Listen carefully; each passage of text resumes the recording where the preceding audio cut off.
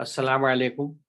वालेकुम अस्सलाम वरहमतुल्लाहि वबरकातुहू। हमने अपने पिछले सेशन में सूरह बकरा की आयत नंबर 106 पे गुफ्तगू रोकी थी, जिसमें नस्ख़ आयत का मसला था कि जिसमें अल्लाह ताला ये बताता है कि किसी आयत को अगर हम भूली बसरी बता देते हैं, उसे बदल देते हैं, तो उससे बेहतर ये उस जैसी लाते हैं।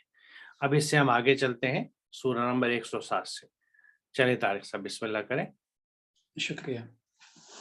अऊज़ु बिल्लाहि मिनश शैतानिर रजीम, बिस्मिल्लाहिर रहमानिर रहीम। अलम तअलम अन्ना अल्लाह लहू मुल्कुस समावाति वल अर्ज़ व मा लकुम मिन दूनिल्लाहि मिन वलिय्यिन वला नसीर। क्या तुमको मालूम नहीं कि आसमानों और ज़मीन का मालिक अल्लाह है और अल्लाह के सिवा तुम्हारा कोई वली और मददगार नहीं। सिलसिला जो चल रहा है वो एक ख़ास कौम का ज़िक्र है, जिसमें बात बयान की जा रही है कि उन्होंने क्या मामला किया और उन्हें उनसे क्या उम्मीद की जा रही थी और क्या तालीम दी गई थी उनको। लेकिन उन्होंने जब उसके मुखालिफ कुछ काम किया तो उसके नताइज क्या हुए। साथ में ये भी ज़िक्र कर दिया गया कि अगर मुखालफत न करते बल्कि बातों को कबूल कर लेते और जैसे उनसे कहा गया है वैसे वो करते तो उसके नताइज क्या होते। अब यहाँ पे बयान किया जा रहा है कि अल्लाह कौन है, अल्लाह कहते किसे हैं। इससे पहले एक लफ्ज़ आया है रब, जिसकी वजाहत भी काफ़ी तफसील से आ चुकी है कि रब है, रब का मतलब पालने वाला है।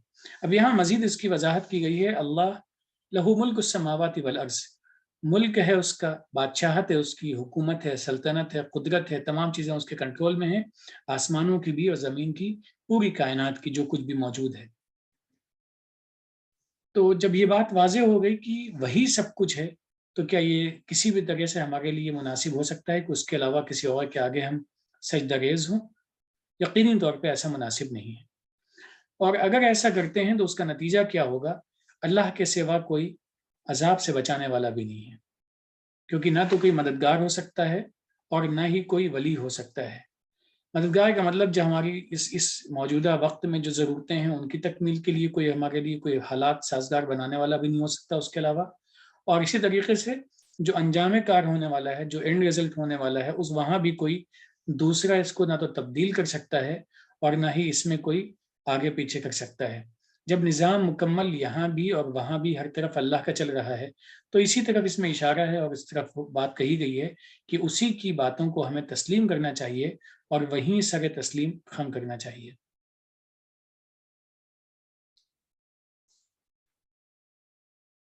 कुरान का जो अंदाज है बात को दलील के साथ पेश करके समझाने का, ये उसी की एक और मिसाल है कि अल्लाह ताला इस बात को बताता है कि तमाम कायनात में, ज़मीन और आसमानों में उसी की हुकूमत है। तो फिर क्या हम किसी और से मदद पा सकते हैं या मददगार हो सकते हैं? तो इसको हर आदमी समझ सकता है। बहुत आसान ये बात समझना है कि जब जिसको हम नेचर कहते हैं, कायनात में हर चीज़ जो है वो एक सिस्टम्स के तहत चल रही है। कुछ कवानीन हैं जो अल्लाह ही के बनाए हुए हैं, क्योंकि जिन कवानीन को हम मुताला करते हैं, पढ़ते हैं, एक्सप्लोर करते हैं, यूज़ करते हैं, लेकिन उनको हम बना नहीं सकते। वो बने हुए मिले, हम सिर्फ ऑब्ज़र्व करते हैं, का मुशाहिदा करते हैं, उनको समझते हैं और उनको सोचते हैं और देखते हैं कि किस तरह इनको हम अपने फ़ायदे के लिए इस्तेमाल कर सकते हैं, और उसमें हम कामयाब भी होते हैं कि जैसा अल्लाह ने कुरान में कहा है कि इस पूरी कायनात को उसने हमारे लिए मुसख्खर कर दिया है। हम उसकी तस्खीर कर सकते हैं, उसको यूज़ कर सकते हैं, इस्तेमाल कर सकते हैं अपने बेनिफिट्स के लिए। तो जब ये पूरा एक कंप्लीट सिस्टम जो है वो अल्लाह के बनाए हुए कवानीन के तहत चलता है, तो क्या हम फिर उसके कवानीन से बच के अपनी ज़िंदगी गुजार सकते हैं? और अगर ऐसा करें तो फिर हम उससे उम्मीद रख सकते हैं कि वही हमारा मददगार या साथी होगा। तो यहाँ फिर वही एक अंदाज़ है और फिर एक समझाने वाली बात कही गई है, ताकि इंसान जो है वो इस बात को समझे और अपने रब से पूरी तरह से जुड़ जाए। चलें आगे चलते हैं। अगली आयत है 108, अम तुरीदून अन तसअलू रसूलकुम कमा सुइल मूसा मिन क़ब्ल वमन यतबद्दलिल कुफ्र बिल ईमान फ़क़द ज़ल्ल सवाअ अस्सबील। या फिर तुम अपने रसूल से वही सवाल कर रहे हो जो इससे पहले मूसा से किए गए थे, जो कोई ईमान को छोड़कर कुफ्र अपनाता है वो तो सीधे रास्ते से भटका हुआ है।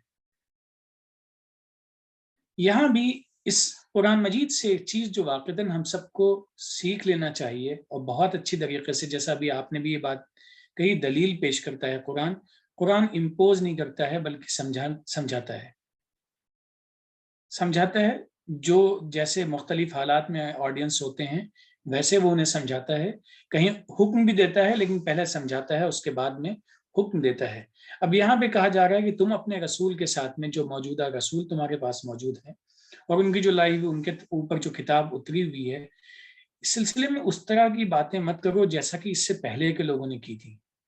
اس میں کچھ مطالبات بھی ہو سکتے ہیں کہ ہمیں، ہمارے ساتھ میں ایسا کرو ایسا کرو، ہمیں خدا کو دکھاؤ، یا کچھ بھی مطالبات بھی ہو سکتے ہیں، بیجا قسم کی باتیں ڈیمانڈ ہو سکتی ہیں، اور ساتھ ہی ساتھ میں بلا وجہ کے اعتراضات والے سوالات بھی ہو سکتے ہیں۔ اور ہمیں نہیں لگتا کہ اس بات کو مزید ایکسپلین کرنے، وضاحت کی ضرورت ہے کہ بلا وجہ کے اعتراضات والے سوالات ہم سب لوگ بخوبی سمجھتے ہیں۔ جہاں بات نہیں ماننی ہوتی ہے وہاں کس طرح سوال کر کے اس کو زج کرنا ہے، یہ فن انسان بخوبی واقف ہے، بس یہ ہے کہ اس سے بچنا ضروری ہے۔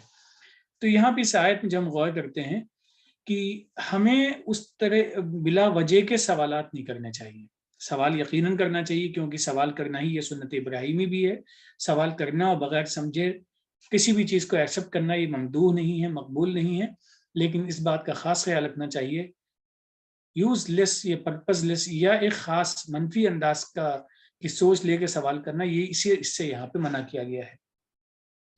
جب منفی سوچ ہے اس کے بارے میں بھی وضاحت کر دی گئی، وَمَن يَتَبَدَّلِ الْكُفْرَ بِالْإِيمَانِ فَقَدْ ضَلَّ سَوَاءَ السَّبِيلِ۔ اب جب سپریم پاور موجود ہے، اس کے آگے جو ایمان کی دعوت دی جا رہی ہے اس سے ہٹ کے اگر ہم کفر کا شکار ہو جاتے ہیں تو یہ یقینی طور پہ یہ راہ سے بھٹکنے کی ایک شکل ہے، اور اس سے ہمیں بچنا چاہیے۔ ٹھیک ہے، بنی اسرائیل کی عادت تھی جس کو ہم اپنی زبان میں کہہ سکتے ہیں کہ حجت بازی کی عادت تھی، ہر چیز کی حجت کرتے تھے۔ مثال طور پہ پیچھے دیکھیں جہاں سورہ بقرہ میں ذکر آئے گا، جہاں اللہ تعالیٰ نے قربانی کا حکم دیا تھا، بچڑی کی قربانی کا، تو وہاں کتنے سوالات کیے گئے۔ تو مقصد صرف یہ ہوتا تھا کہ حجت بازی کریں، اور وہاں جسارتیں بھی ہوتی تھیں، رسول کو تنگ کرنے کا بھی مقصد ہوتا تھا۔ تو یہاں پہ بھی یہ لوگ بھٹکانے کی غرض سے اس طرح کی حرکتیں کرتے تھے، اور جب سوال اٹھائے جاتے ہیں اور سوال واقعی اگر دل سے اٹھتا ہے اور اس کا مقصد کلیئرٹی نہیں ہوتا بلکہ ان بیسک تصورات اور کنسیپٹس پہ کوشچن کیا جاتا ہے، تو وہ پھر کیفیت ایمان والی نہیں رہتی، پھر آپ کفر کی طرف جانے لگتے ہیں، کیونکہ you are doubting the very foundations. تو اس لیے یہاں یہ بات کہی گئی ہے کہ اس چیز سے بچنا چاہیے، اور یقیناً یہ ایمان والوں کی روش نہیں ہوتی ہے، اور اسے ہم سب کو احتیاط رکھنا چاہیے کہ اس طرح کے ایبسرڈ کوشچننگ نہ کریں۔ سوال ہوتا ہے چیز کو سمجھنے کے لیے، کہ کہیں کوئی مغالطہ ہے، چیز سمجھ میں نہیں آئی تو پوچھ لیجئے، اور اس طرح کے جو سوالات ہوتے ہیں وہ انسان کی نفس کی بھی اور عقل کی نشو و نما کرتے ہیں، اس کی بڑھوار ہوتی ہے، اس کے علم میں اضافہ ہوتا ہے، اور اس کے نفس کو تسلی ہوتی ہے۔ لیکن جو سوال دوسری نیت سے کیے جائیں، کٹ حجتی کی وجہ سے کیے جائیں، وہ پھر دوسری سوچ ہو جاتی ہے، ایک منفی شخصیت بننے لگتی ہے، اور وہ یقیناً پھر کفر کی طرف بڑھنے لگتا ہے، ایمان اس کا کمزور ہونے لگتا ہے۔ تو ہمیں اس کی احتیاط کرنی چاہیے۔ چلیں آگے چلتے ہیں۔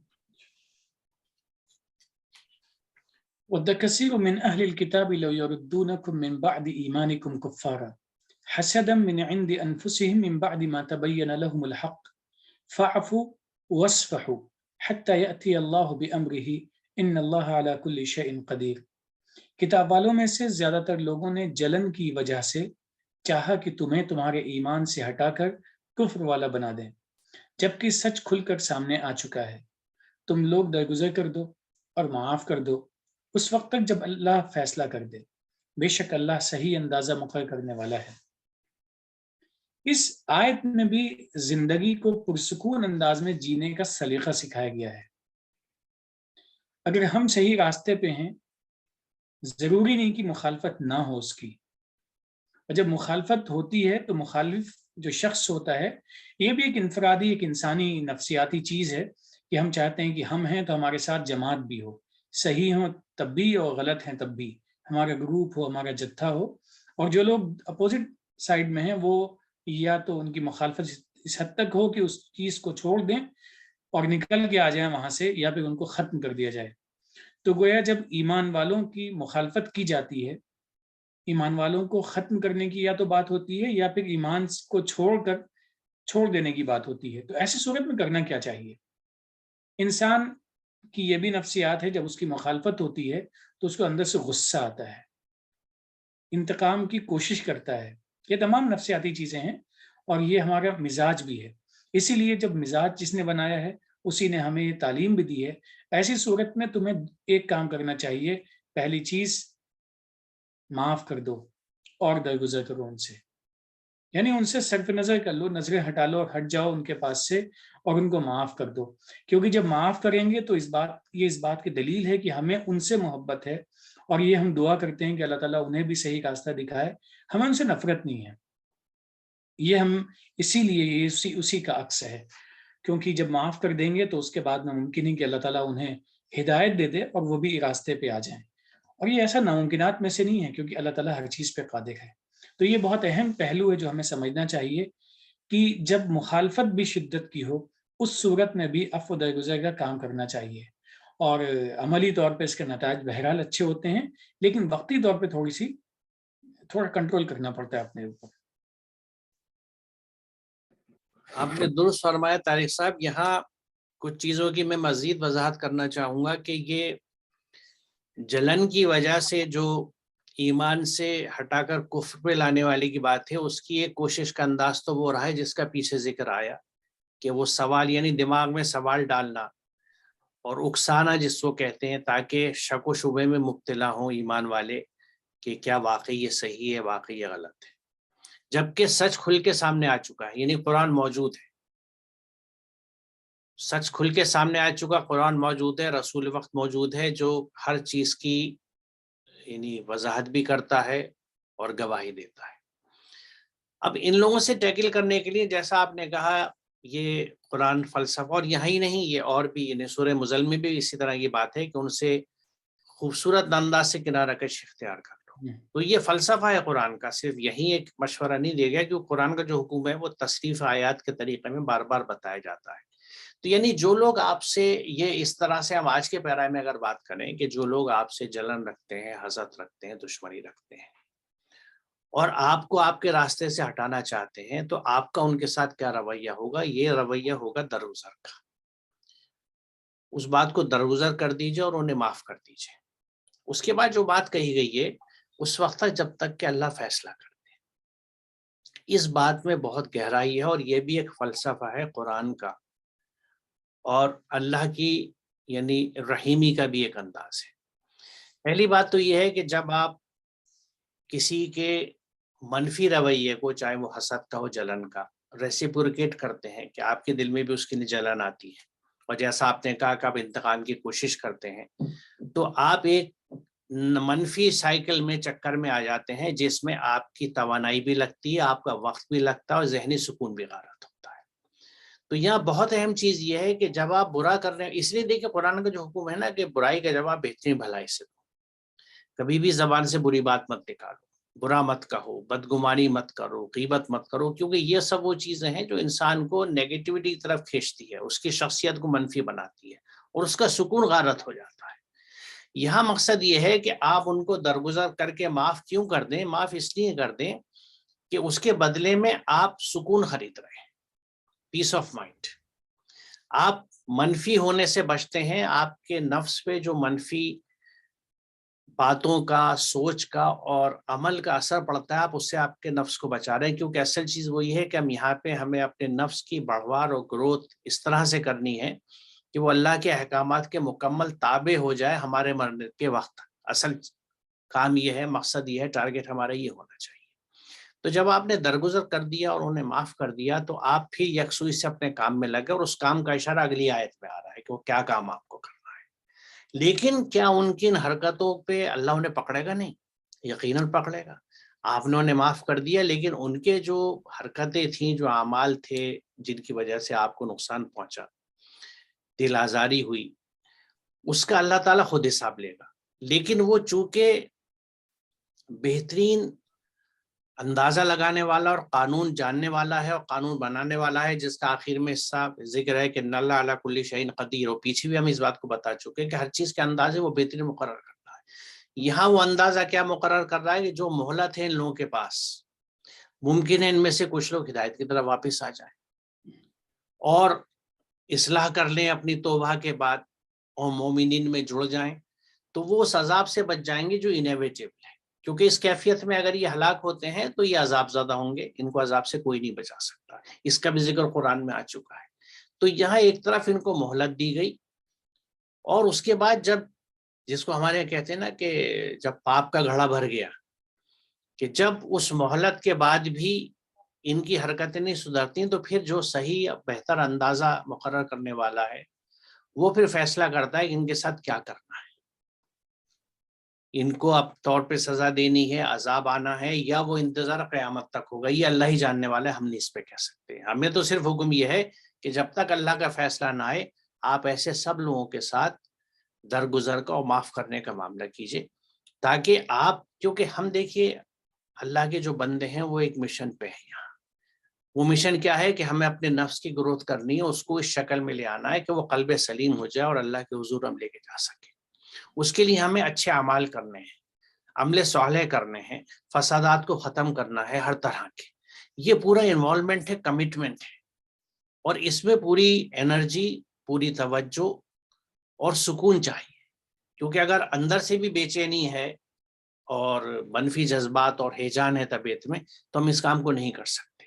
تو اللہ تعالیٰ ہمیں یہ سمجھا رہا ہے کہ اس کام کو کرنے کے لیے آپ کو ضرورت ہے سکون کی، اور وہ جب ہی ہوتا ہے جب آپ درگزر اور معاف سے کام کریں اور اللہ پہ چھوڑ دیں، اسے جب تک مہلت دینی خود مہلت، کیونکہ اس بات کو سمجھ لیجئے کہ اگر آپ نے کسی کو معاف کر دیا تو ایسا نہیں ہے کہ وہ پکڑ سے بچ گیا، اللہ کی پکڑ سے وہ جب ہی بچتا ہے کہ جب وہ خود توبہ کرے، اپنی اصلاح کرے اور دوبارہ ایسا کام نہ کرے اور اللہ کے احکامات میں آ جائے، یعنی مسلم بننے کا اس کا سلسلہ شروع ہو جائے۔ اگر وہ ایسا نہیں کرتا تو آپ کی معافی سے کچھ نہیں ہونے والا، آپ کی معافی جو ہے آپ کو سکون دے دے گی کہ آپ نے ذہن سے اس کو نکال دیا، آپ نے وہ چیپٹر کلوز کر دیا، now you can focus on your activities. تو یہ بہت اہم چیز ہے، کیونکہ اگر ہم لوگ جو ہمارے ساتھ کرتے ہیں اس کے پیچھے ہم پڑ جائیں گے تو آپ یقین جانیں ہم اپنا کام نہیں کر سکیں گے۔ جو روزمرہ کی زندگی اور پروفیشنل ذمہ داریاں ہیں، خاندانی ذمہ داریاں ہیں، وہ بھی نہیں ہو پائیں گی، اور جو ہم اصلاح کے کام کرنا چاہتے ہیں، عمل صالح کرنا چاہتے ہیں، وہ بھی نہیں ہو پائیں گے۔ تو پورا لائف پیٹرن، پورا انداز زندگی متاثر ہو جاتا ہے۔ اس لیے ہماری اپروچ یہ ہونی چاہیے جو قرآن ہمیں بتاتا ہے کہ ہمیں ایسے تمام لوگوں کے ساتھ عفو اور درگزر کا معاملہ کرنا چاہیے، کہ جانے دیجیے اس بات کو، انہیں معاف کر دیجیے، اپنے ذہن سے، دماغ سے ان کا تصور نکال دیجیے اور اپنے کام پہ فوکس کیجیے۔ لیو اٹ ٹو اللہ، اللہ کا کام ہے، وہ حساب لینے والا ہے۔ چلے دار سوال چلے۔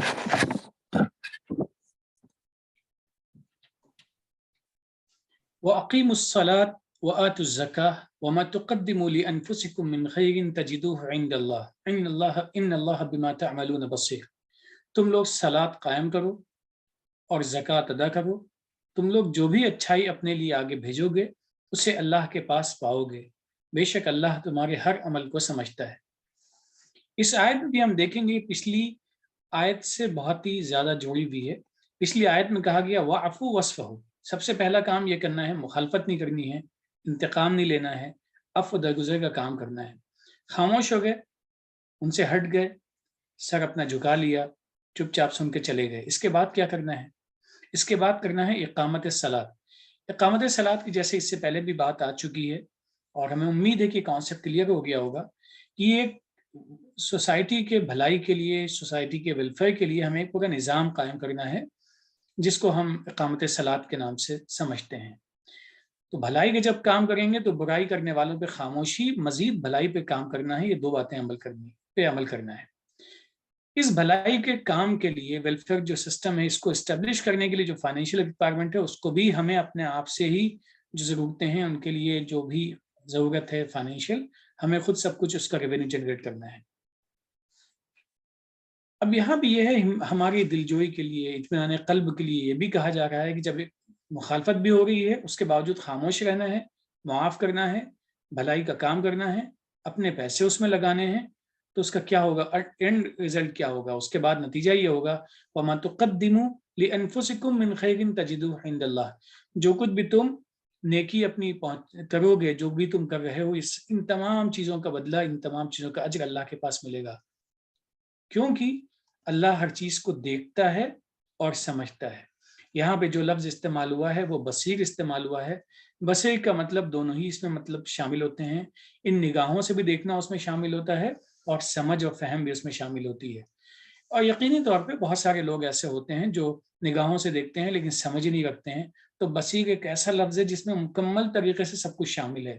دیکھ بھی رہا ہے، سمجھ بھی رہا ہے، کوئی چیز اس کے علم سے باہر نہیں ہے.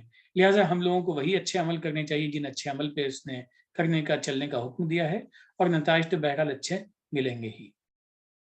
پچھلی آیت میں جو بات سمجھائی گئی تھی کہ جو لوگ تمہیں جلن اور حسد کی وجہ سے تمہارے راستے سے ہٹانا چاہتے ہیں اور وہ ہر طرح کی کوشش کر رہے ہیں اور کریں گے اور کرتے رہیں گے، آج بھی کرتے ہیں، تو تم انہیں درگزر کر دو. ایک تو چیز یہ سمجھائی گئی تاکہ تمہیں سکون ہو جائے، اور اس کے بعد آگے کام کیا بتایا گیا کہ تمہیں اقامت صلاۃ اور ایتاء زکوٰۃ کرنی ہے. یعنی ایک طرف جو لوگ آپ کو تنگ کر رہے ہیں آپ نے ان کو درگزر کیا، اور دوسرے پھر انسانیت کی خدمت کے لیے آپ کھڑے ہو گئے، اللہ کے احکامات کو قائم کرنے کے لیے کھڑے ہو گئے. پچھلے سیشن میں صلاۃ پہ گفتگو ہو چکی ہے، لیکن میں پھر کیوں، یہ بہت اہم موضوع ہے، اہم چیز ہے اور اس کو سمجھنا ضروری ہے، تو میں ایک دفعہ پھر اس چیز کو دکھانا چاہوں گا کہ صلاۃ جو ہے اس میں یہ نوٹ کریں کہ اس کا مادہ صاد لام واو اور یہ ہے، اس کے مفہوم میں بہت وسعت ہے. صلاح کے معنی ہے آگے والے کے پیچھے پیچھے آنا. تاج العروس میں ہے کہ صلیہ و صلاح کے معنی وابستگی کے ہیں، یعنی جڑنا، کسی کے ساتھ لگے رہنا. اسی بنا پر راغب اصفہانی نے کہا ہے کہ سورہ مدثر میں جو ہے کہ لم نکو من المصلین، ہم مسلین میں سے نہیں تھے، تو اس کے معنی یہ ہے کہ ہم انبیاء کے پیچھے پیچھے چلنے والوں میں سے نہیں تھے، ہم آگے والوں کے پیچھے چلنے والوں میں سے نہیں تھے. قرطبی نے اپنی تفسیر میں لکھا ہے کہ اس رخ سے صلاۃ کے معنی ہوں گے احکام الہی سے وابستگی، احکام الہی سے وابستگی، کتاب اللہ سے چمٹے رہنا. اب دیکھیے یہاں پہ غور طلب بات یہ ہے کہ اللہ کے احکامات سے جڑے رہنا اور اللہ کی کتاب سے چمٹے رہنا، یہ کیفیت جو ہے اور یہ چیز جو ہے، اس کو اگلی آیت میں دیکھیے کتنی خوبصورتی سے بتایا گیا ہے کہ اقیم الصلاۃ لذکری، میرے ذکر کو قائم کرنے کے لیے صلاۃ قائم کرو. یعنی وہی چیز آ گئی ہے طٰہٰ 14 میں جو مفہوم صلاۃ کا ہے اس کی وضاحت یہاں پہ کر دی گئی.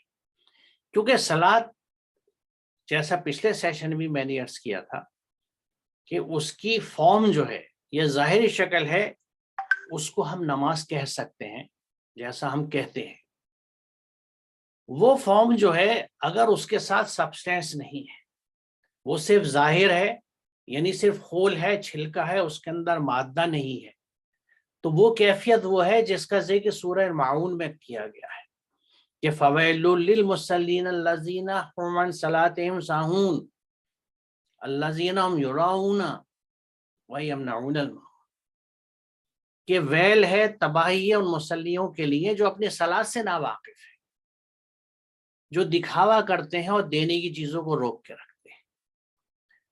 یہ معاملات دینے کی چیزوں کو روکنے کا تعلق دوسری جگہ حضرت شعیب سے ان کی قوم پوچھتی ہے کہ شعیب یہ تیری کیسی صلاۃ ہے جو ہمیں اپنے مال بھی اپنی مرضی سے خرچ کرنے نہیں دیتی. تو یہ سب چیزیں وضاحت سے پوائنٹ آؤٹ کرتی ہیں کہ صلاۃ کا مقصد احکامات الہی کا اسٹیبلشمنٹ ہے، اور اسی کو اقامت صلاۃ کہا جائے گا. اب دیکھیے یہاں پہ اس حکم کی مزید وضاحت سورہ قیامہ میں آئی ہے، جہاں صلاح کے مقابلے میں تولا کا لفظ آیا ہے. تولا کے معنی ہے صحیح راستے سے بھٹک جانا، بچنے کی راہیں نکالنا، یعنی پہلو تہی کرنا، پھر جانا، منہ موڑ لینا. اس لیے صلاح کے معنی ہوئے قوانین خداوندی کے مطابق صحیح راستے پر چلنا. تولا بچ کے نکل جانا ہے، مڑ جانا ہے، ایوائڈ کرنا ہے، منہ پھیر لینا ہے. تو اللہ کے احکامات سے جڑنا، ان کے پیچھے صحیح راستے پر چلنا، اور پیچھے پیچھے چلنا جو صلاح کے مفہوم میں آتا ہے وہ صلاح کا مفہوم آتا ہے. اس کی مزید وضاحت یہاں پہ بڑی خوبصورت انداز میں ملتی ہے. کیا تم نے دیکھا نہیں کہ اللہ کی تسبیح کرتا ہے جو بھی آسمان اور زمین میں ہے، اور پر پھیلائے ہوئے پرندے بھی، ہر ایک کو اپنی صلاۃ اور تسبیح کا علم ہے، اور اللہ جانتا ہے جو وہ کرتے ہیں. اب دیکھیے یہ جو لہو من فی السماوات والارض، کائنات میں زمین آسمان میں جو بھی چیزیں ہے وہ اللہ کی تسبیح کرتی ہے، اور اس کی تسبیح اور صلاح سے تم واقف نہیں ہو۔ اس کی وضاحت میں پھر اس آیت کی طرف واپس آؤں گا، اس آیت کو ایک دفعہ ہم دیکھ لیں کہ زمین اور آسمان میں جس قدر جاندار مخلوقات ہیں اور جتنے ملائکہ، سب اللہ کے لیے سجدہ ریز ہیں، یعنی مکمل سبمٹ کرتے ہیں اسے، اس کے ہر حکم کی اطاعت کرتے ہیں، تکبر نہیں کرتے، گھمنڈ نہیں کرتے، اس لیے منمانی چیز کر نہیں سکتے، کرتے ہی نہیں ہیں، اپنے رب سے جو ان کے اوپر ڈرتے ہیں، اور جو حکم دیا جاتا ہے اسی کے مطابق کام کرتے ہیں۔ وَيَفْعَلُونَ مَا يُؤْمَرُونَ، جو حکم دیا جاتا ہے اسی کے مطابق کام کرتے ہیں، اور ان کے اس کام کرنے کے انداز کو ہی، یعنی اللہ کے احکامات کی اتباع کو ہی ان کی صلاۃ کہا جاتا ہے، اور اس میں جس سرگرمی سے وہ لگے رہتے ہیں وہ ان کے لیے لفظ جو ہے وہ یہ سبح کا آیا ہے، وہ سرگرمی سے دوڑتے رہتے ہیں اللہ کے احکامات کی اتباع کرنے کی۔ اور دیکھیے اگر یہ اس میں نقطہ نہیں تھا سمجھنے کا تو ہم سے کیوں کہا جاتا ہے کہ کیا تم نے دیکھا نہیں، یعنی کیوں ہمیں قرآن انوائٹ کرتا ہے کہ دیکھو ان کو، کہ اس کائنات کی ہر چیز جو ہے وہ اللہ کے حکم کے حساب سے چلتی ہے، اور یہ ابھی ہم نے جیسے ڈسکس کیا تھا کہ اس کائنات کی ہر چیز کے لیے جو قوانین ہیں اللہ کے بنائے ہوئے اسی پہ رہتی ہے، وہ اس سے ذرا سی بھی نہیں ہٹتی۔ زمین اپنی کشش کے قانون سے ذرا سی بھی نہیں ہٹتی، زمین اپنی دھری پہ جس رفتار سے گھوم رہی ہے اس سے ذرا سی دیر کے لیے بھی بالکل نہیں ہٹتی ہے، ممکن ہی نہیں ہے اس کے لیے، کیونکہ وہ اللہ کے قانون پہ عمل کرتی ہے، یہ اس کی صلاحت ہے، اور پوری تندہی سے جٹی ہوئی ہے، یہ اس کی تسبیح ہے۔ تو یہاں پہ ہمیں اسی لیے انوائٹ کیا جا رہا ہے کہ آپ ان کو دیکھ کے سمجھیں کہ یسبحو کا کیا مطلب ہے، صلاۃ کا کیا مفہوم ہے، اقام صلاۃ کا کیا مفہوم ہے۔ اور چلیے اس سے آگے چل کے پھر اس گفتگو کو لے کے چلتے ہیں۔ اب یہ جو میں نے سبح کی بات کہی تھی، یہاں دیکھ لیجیے سورہ الحدید کی پہلی آیت ہے کہ سبح للہ ما فی السماوات والارض، اللہ کے لیے دوڑ گیا ہر کوئی جو آسمان اور زمین میں ہے، یعنی زمین اور آسمان کی اس کی مخلوق، جو کچھ مخلوق ہے وہ اس کے احکامات کے تحت ہر وقت اپنے لیے طے کردہ کام میں لگی ہوئی ہے، اور اس کام کو کس نے طے کیا ہے؟ اسی اللہ نے، جس کو ہم دیکھتے ہیں نیچر میں، ہر چیز کے لاز ہیں اللہ کے بنائے ہوئے۔ راغب اصفہانی اس کی تشریح کرتے ہوئے لکھتے ہیں کہ التسبیح خدا کی اطاعت میں تیزی کرنے کو کہتے ہیں، لیکن رفتہ رفتہ اس کا استعمال کا دائرہ وسیع ہو گیا اور اسے قولی، عملی اور اعتقادی عبادت کے لیے بولنے لگے۔ یہ بات کی بات ہے کہ کس طرح سے چیزوں میں ترمیم آئی، لیکن حقیقت یہ ہے کہ خدا کی اطاعت میں تیزی کو ہی تسبیح کہا جاتا ہے۔ اور جو کچھ کائنات میں مخلوق ہے، کیونکہ دیکھیے اگر سورج اپنی رفتار برقرار نہ رکھے اور اسی تیزی سے گردش نہ کرتا رہے، زمین، تو آپ کو جو وقت کے احساس ہوتے ہیں جس کا ہم پہلے سے کیلکولیشن کر لیتے ہیں کہ سورج کس وقت طلوع ہوگا، سورج کس وقت غروب ہوگا، یہ کیسے ممکن ہوگا؟ کیونکہ اللہ نے جو قانون باندھ رکھا ہے وہ اس کے تحت مکمل 100% عمل کر رہا ہے، اور یہی اس کی تسبیح ہے، یہی اس کی تسبیح ہے، اور یہی اس کی صلاۃ ہے۔ اب جیسے پہلے بھی یہاں ذکر ہوا ہے، جو صلاۃ اور زکوٰۃ کے سلسلے میں پیچھے سیشن میں گفتگو ہوئی تھی، کہ اقامت صلاۃ کے ساتھ ایتاء زکوٰۃ جڑ کے آتا ہے۔ جب صلاۃ قائم ہوگی تو ایتاء زکوٰۃ بھی ہوگی، کیونکہ جس طرح ڈاکٹر طارق نے بھی شروع میں ذکر کیا تھا کہ جب آپ دیکھیں اللہ کے جب احکامات کو امپلیمنٹ کرنے کی بات آتی ہے، اللہ کے احکامات کی اتباع کی بات آتی ہے، تو وہاں اس کے خیر کے جتنے پہلو ہیں، انسانیت کی خدمت کی جتنے پہلو ہیں، اس نظم کو قائم کرنے کے لیے ہمیں مال کی ضرورت پڑتی ہے، اور وہ مال اس لیے ضرورت ہوگی کہ جو لوگ جن کی گروتھ نہیں ہو سکی ہے، جن کا ڈیولپمنٹ نہیں ہو سکا ہے کیونکہ ان کے پاس مال نہیں تھے، ہمیں ان کی اطلاع کہاں ملے گی؟ کہ جب ہم اپنے مرکز میں، مسجد میں اکٹھے ہوں گے، اور اللہ تعالیٰ کی حمد و ثنا کے بعد، جس کو ہم رکعت کی شکل میں ادا کر رہے ہیں، اس کے بعد ہم بیٹھ کے جب اس علاقے کے رہنے والوں کے سلسلے میں گفتگو کریں گے کہ کہاں پہ کس چیز کی ضرورت ہے، کس کو کیا ڈیولپمنٹ اپورچونٹی چاہیے، کس کے لیے کیا کام کرنا ہے، اور اس کے لیے جو صاحب خیر لوگ ہوں گے وہ اس میں اپنے مال سے مدد کریں گے۔ یہاں ایتاء زکوٰۃ ہے، یعنی وہ ڈیولپمنٹ جس کی ضرورت ہے۔ یہاں میں پھر سے وہ سلائڈ دکھانا چاہوں گا، شیئر کرنا چاہوں گا کہ زکوٰۃ کا مادہ ز کا واو ہے، اس کے معنی نشو و نما، گروتھ، ڈیولپمنٹ، پھلنا پھولنا، یہ تاج العروس نیز ابن قتیبہ سے بات لی گئی ہے۔ سورہ شمس میں زکاہ کے مقابلے میں دساہا آیا ہے، قد افلح من زکاہا وقد خاب من دساہا، کامیاب ہوا وہ جس نے نفس کی گروتھ کر لی، اپنے اس کا تزکیہ کر لیا، اور نامراد ہوا وہ جس نے اس کو دبا دیا۔ تجزیت ان کے معنی ہے دبا دینا، کسی کو زندہ دفن کر دینا، جیسے سورہ نحل کے آیت نمبر 59 میں ہم اس کو دیکھتے ہیں۔ اس کی نشو و نما یعنی ڈیولپمنٹ کو روک دینا، لہٰذا تزکیہ کے معنی ہوں گے ان تمام رکاوٹوں کو دور کر کے جو کسی کی راہ میں ہو، اس کی نشو و نما کے لیے حالات سازگار کرنا۔ یعنی تزکیہ اور زکوٰۃ جو ہے یہ گروتھ کو، ڈیولپمنٹ کو، پھلنے پھولنے کو انشور کرتا ہے، اور اس کے لیے جس مال کی ضرورت ہوتی ہے اس کو صاحب خیر استعمال کرتے ہیں۔ ایتا کے معنی ہے دینا، لہٰذا ایتا زکوٰۃ کے معنی ہوئے نشو و نما کے مواقع فراہم کرنا، یعنی ڈیولپمنٹ اپارچونیٹیز مہیا کرنا۔ اس نشو و نما میں انسان کی ظاہری کیفیت اور اسباب زندگی یعنی جو روزمرہ کی زندگی کی ضروریات ہیں وہ بھی، اور اس کی ذات یعنی نفس کا ڈیولپمنٹ دونوں شامل ہیں۔ سورہ الحج میں ہے کہ یہ مومنین وہ لوگ ہیں کہ جب انہیں زمین میں اقتدار حاصل ہوگا تو یہ اقامت صلاۃ اور ایتاء زکوٰۃ کریں گے، یعنی اللہ کے احکامات کی اتباع کریں گے اور دوسروں کی نشو و نما کا نظم کریں گے۔ یہ ہے اصل چیز۔ اب اس میں جو عقلی آیت ہے کہ وہ آپ سے پوچھتے ہیں کہ وہ کیا کچھ خرچ کریں، آپ کہتے ہیں زائدہ ضرورت، اسی طرح اللہ تمہارے لیے احکام واضح کرتا ہے تاکہ غور و فکر کرو دنیا میں اور آخرت میں۔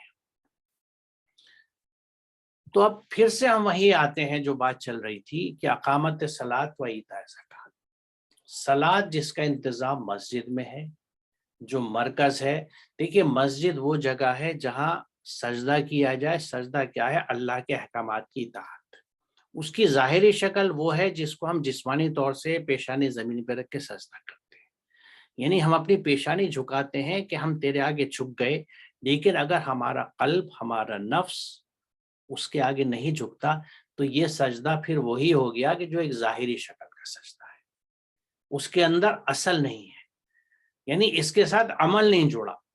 ہم نے ایمان تو رکھ لیا، یہ عقیدہ رکھ لیا کہ ہم نے صلاۃ ادا کر دی، لیکن اس صلاۃ کے لیے جو عمل چاہیے تھے اس کا صرف ایک ظاہر حصہ ہم نے کیا۔ اصل کیا کیا؟ یاد کیجئے سورہ طٰہٰ 14 بھی دکھائی تھی، اقیموا الصلاۃ لذکری، میرے ذکر کو یعنی اللہ کے قرآن کو قائم کرنے کے لیے صلاۃ قائم کی جاتی ہے، یعنی اللہ کے احکامات کا امپلیمنٹیشن۔ ان احکامات میں ایک بڑا حکم جو ہے وہ واحسنوا کا ہے، لوگوں کے ساتھ اچھے برتاؤ کا، وہ کھانا کھلانے کا ہے، وہ علم پھیلانے کا ہے، وہ انصاف کرنے کا ہے، یعنی ہر چیز جو انسانیت کی خیر اور فلاح کے لیے ہوتی ہے وہ سب اللہ کے احکامات میں شامل ہے۔ اس سب کے لیے اور ان سب کو قائم کرنے کا سلسلہ ہی اقامت صلاۃ ہے۔ جس جگہ پہ جس چیز کی ضرورت ہوتی ہے اور جس کو ہم مینیج کر سکتے ہیں وہ حصہ وہاں کریں گے۔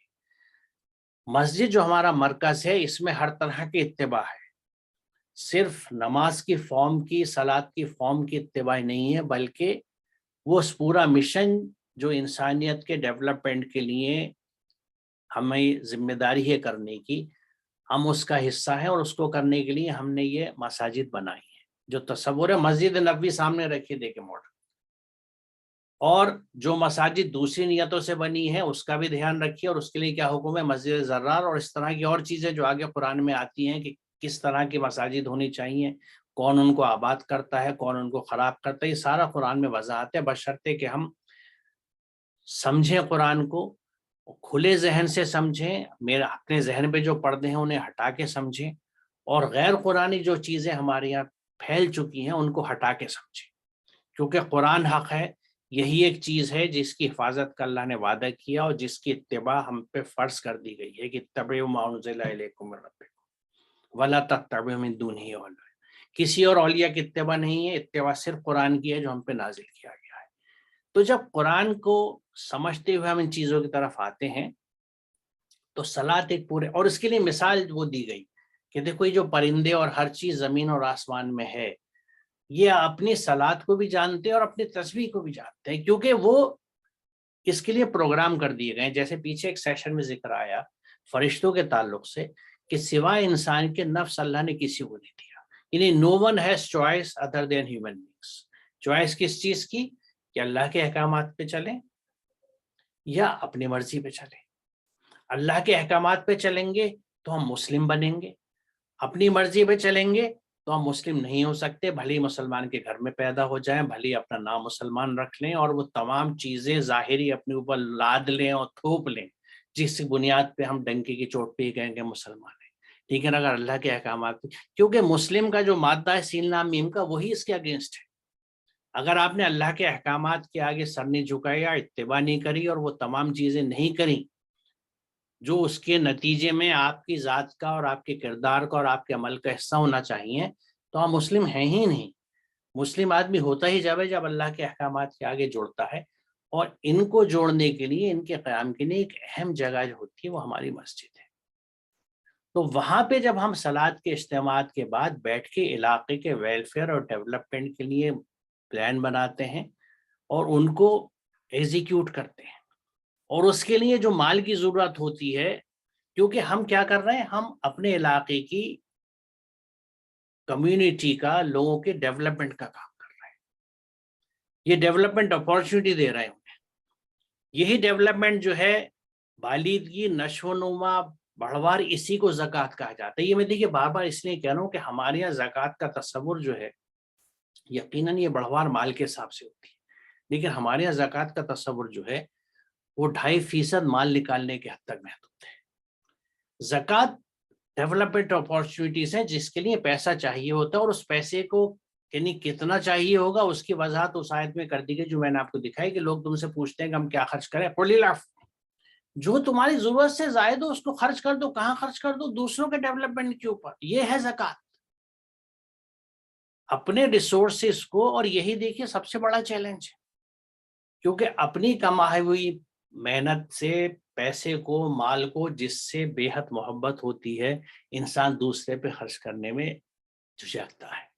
خوف آتے ہیں ان کے اوپر کہ کل کو کام بند ہو گیا تو کیا ہوگا، نوکری ختم ہو گئی تو کیا ہوگا، مندہ ہو گیا تو کیا ہوگا. اس وقت ہم بھول جاتے ہیں کہ رازق وہ ہے، رزق وہ دیتا ہے، جس نے آج دیا ہے وہ کل بھی دے گا. اس لیے قرآن یہ کہتا ہے کہ شیطان تمہیں مفلس سے ڈراتا ہے اور اللہ تمہیں اپنے فضل کا یقین دلاتا ہے. دونوں چیزوں میں فرق دیکھیے. شیطان سلطان نہیں ہے، اس کے پاس حکومت نہیں ہے، حکم اس کا نہیں چلتا، لہٰذا وہ صرف ڈرا سکتا ہے، آپ کو رجھا سکتا ہے، للچا سکتا ہے، ڈرا سکتا ہے. تو شیطان تمہیں مفلسی سے، غربت سے ڈراتا ہے، اللہ اپنے فضل کا یقین دلاتا ہے. سی دا ڈفرنس، کیونکہ اسی کی وہ ہستی ہے جو یقین دلا سکتا ہے. جب وہ کہہ رہا ہے کہ اللہ اپنے فضل کا یقین دلاتا ہے تو تم شیطان کے ڈر سے کیوں ڈرتے ہو؟ اگر تم شیطان کے بندے نہیں ہو، کیونکہ جب آپ شیطان کے کہنے سے ڈر گئے تو پھر آپ شیطان کی بندگی میں چلے گئے، اللہ کی بندگی سے تو نکل گئے.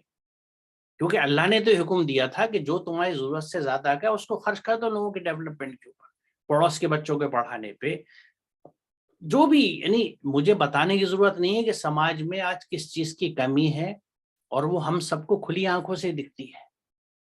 کہیں پہ بچیاں بیٹھی ہیں تعلیم کے لیے، تربیت کے لیے، شادی کے لیے، کہیں پہ بیمار لوگ ہیں، کہیں اپاہج لوگ ہیں، کہیں ایسے لوگ ہیں جن کا کوئی دیکھنے والا نہیں ہے، کچھ ایسے لوگ ہیں جن کے کاروبار ختم ہو گئے، ٹھنڈے ہو گئے.